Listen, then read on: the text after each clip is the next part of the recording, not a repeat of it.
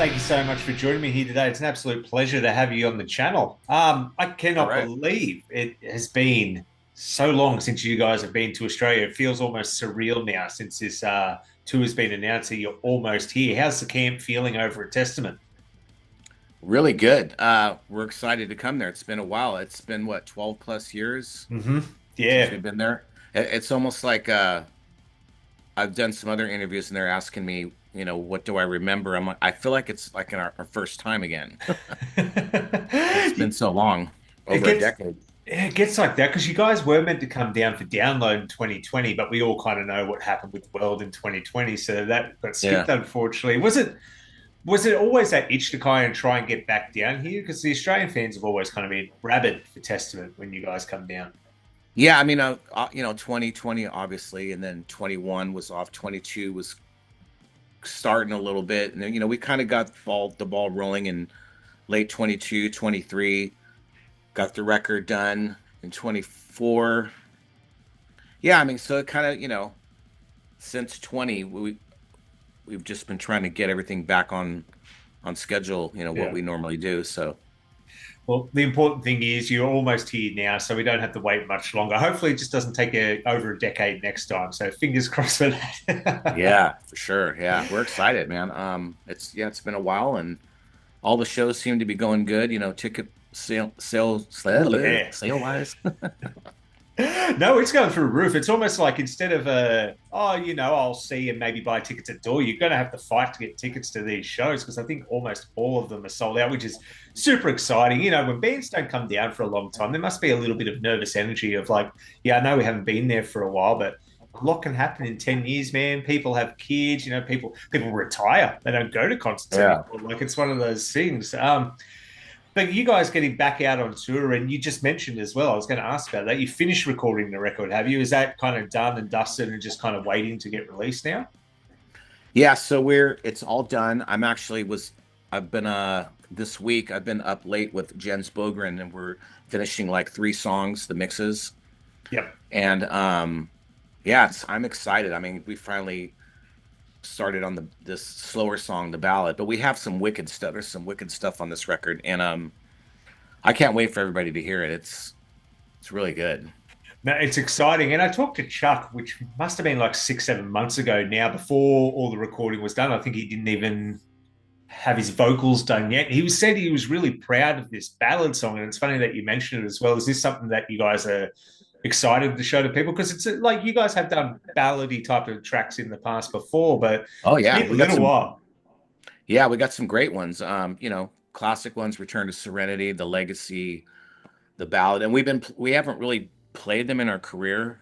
I think we did earlier, but we haven't played ballads for like 20 years. So we just did this last tour in America where we were playing the Practice What You Preach record in its entirety. And then we did some other, we did an acoustic thing and we just brought all these songs back and they feel really good. And the crowd really respond, going from Return to Serenity to First Strike is Deadly and Into the Pit.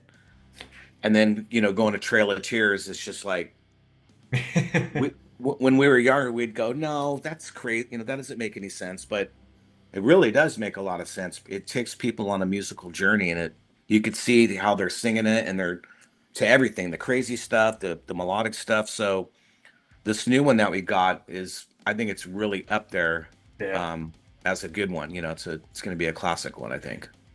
It's funny that you mentioned being younger, you kind of want everything at a live show. It's thrash metal. You want to be balls to the wall the whole time. But you're right, it is a musical journey. I always think of a concert like a movie. It can't always be the action scene. You've got to have little dips in everything, a bit of storytelling to kind of flesh everything out as well. And Yeah. us as people, as we're getting older as well, we're all getting older. None of us are getting any younger. We enjoy the break where we can sit still and sing along to a song as well. So it's kind of you to do that too. Yeah, it's kind of I don't want to say the sign of the times, but for us, it's working. Would this set have worked 5 years ago? I maybe not because that's not where our heads were at, but we've done the plowing, not drinking any water for a whole hour, just plowing through the set, like so now it feels good, to break it up and actually talk to the crowd and, you know, bust each other's balls a little bit on stage, and it's fun. I like it. And you got to have fun with it. That's what keeps us all young at the end of the day.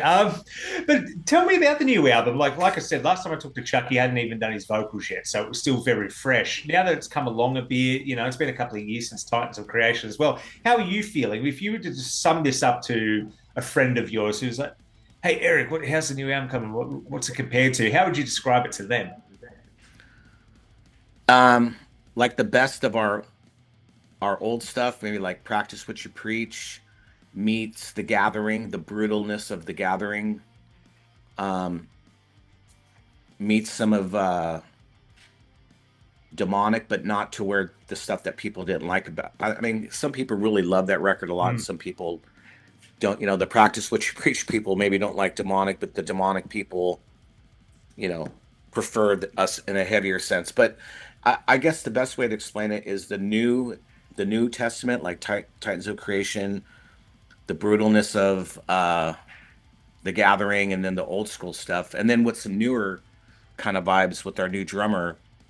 Um, he's kind of a drummer I would pick for Dragon Lord, because it's oh, he's just a lot of blast stuff, and just um, we make it work. It's really cool. I don't know. I mean, it's just I don't know how I don't want to say keep topping ourselves, but it's weird. I'm just thinking like after Titans, I go, I don't even know how. I know how, a new drummer and new blood and getting excited, to do some things that maybe the other drummers did, but it wasn't their cup of tea. yeah, And then Chris is also of kind of an old soul, but he's young, but he really likes, you know, Rainbow, and, all the old stuff that we like, old Rush, 2112 record, Neil, all the nook yeah, and yeah. crannies that Neil Peart did. But then he also knows about, some of the newer stuff like Lorna Shore and um, Diesel Lick, some of these other new bands that I've been listening to, and, deathcore kind of stuff. Yeah. But still, at the same time, we could put on a Scorpion ballad and be like, vibe out and be like, so it's everything. We're just fans of hard rock and metal. Is that what keeps it exciting as well, having that young blood come in a little bit? Because Titans was such a good record, and that's kind of a hard one to follow as well. But you guys are lucky in that retrospect that you guys do tend to top what you've done last time, or at least change it enough where it still feels fresh and exciting. Not a lot of bands that have been around for as long as you guys have been can ignite that because and we all know there's certain bands they put out records and it feels like this record's just been put out to go on tour. Where Testament just feels like no, we're putting this out because we really want to show you guys what we've done, and it's exciting. Like you've had black metal screams come into some of the songs, blast beats. You've done all these fresh things, and the people just tend to gravitate towards it. Do you think that's important for a band that's been around for so long? Because everyone gets older and you got to draw in the new crowd at the same time as well as keep the old crowd happy, which is a hard thing to do. Yeah, I mean, you have to keep your formula, you have to keep your sound, but if in our case, um, for me, writing most of the material, I feel like um, it's important to be happy with what you're doing, and Mm, just being a music fan, and just everybody in the band can deliver. That's the main thing, and it's kind of easy. But at the same time, it's been 5 years since our last record, and I think that you know, could we have done this 2 years ago? No.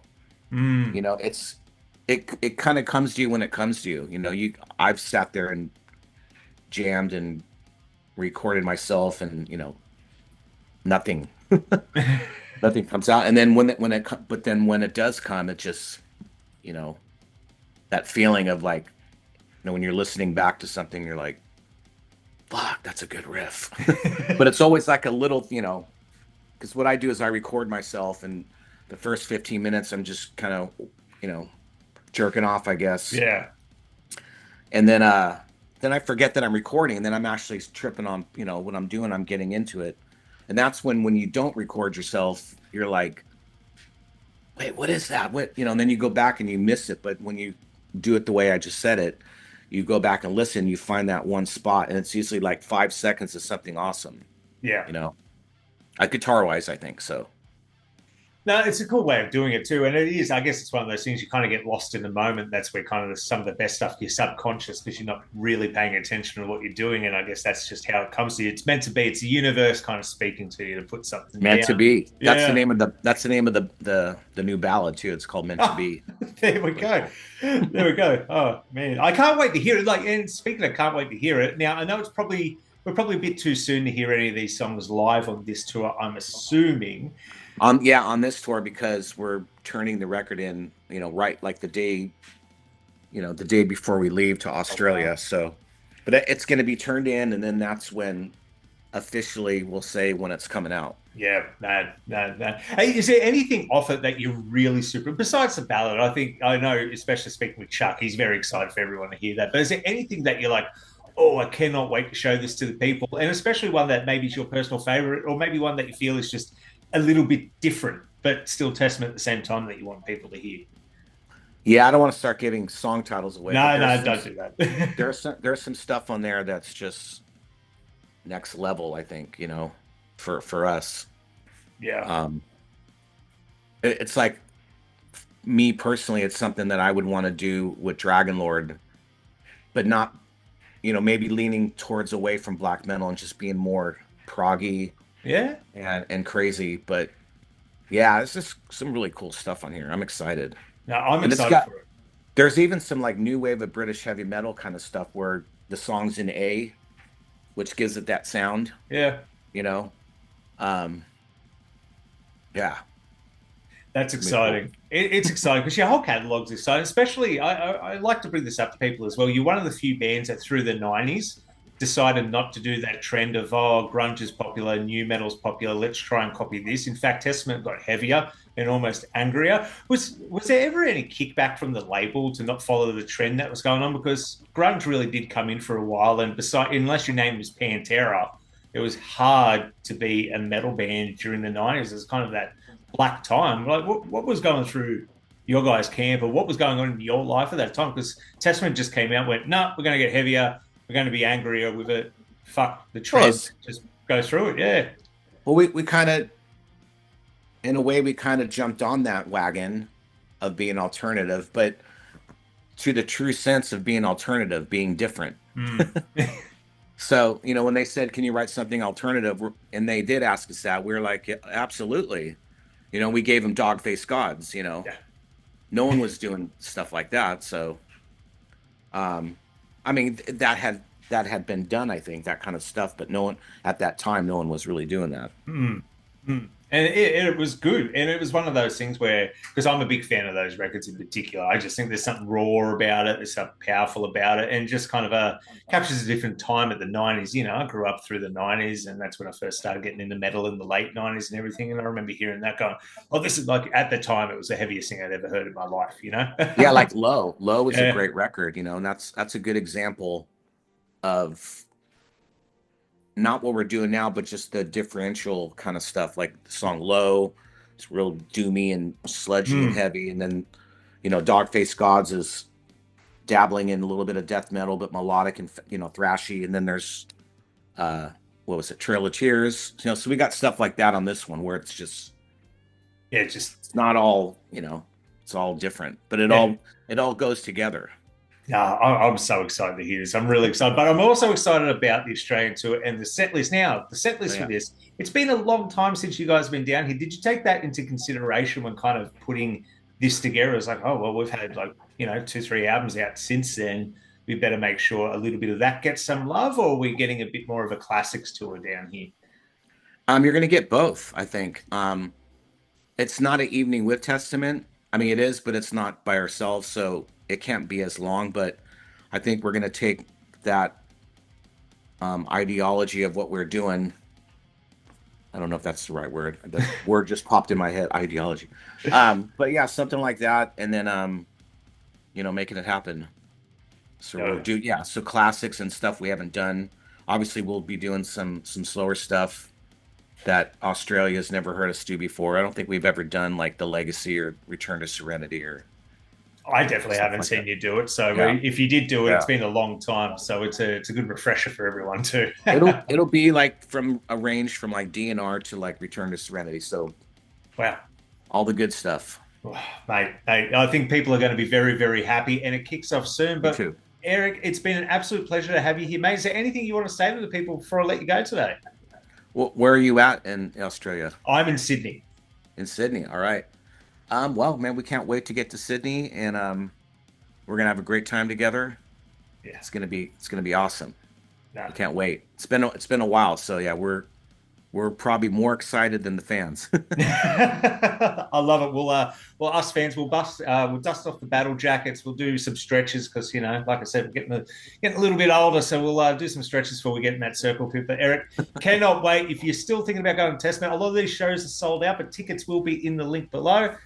We'll see you soon, brother. All right, man. Thank you. Cheers, mate. Bye.